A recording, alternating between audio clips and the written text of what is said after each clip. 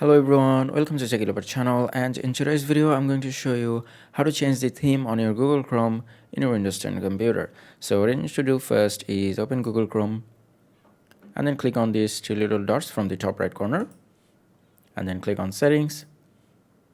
Now from the left click on appearance. Now from here click on theme,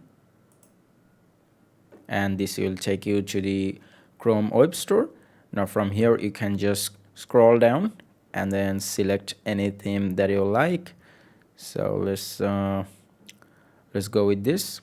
So you just click on the theme that you like and then click on add to Chrome, and as you can see it has been added. Now if we open a new tab we can see the new theme here. So let's try to close it and reopen it again, and as you can see here the new theme is looking really good. And that's it for today. I hope this video was helpful. If it was, please give it a thumbs up, and I'll see you guys in the next one.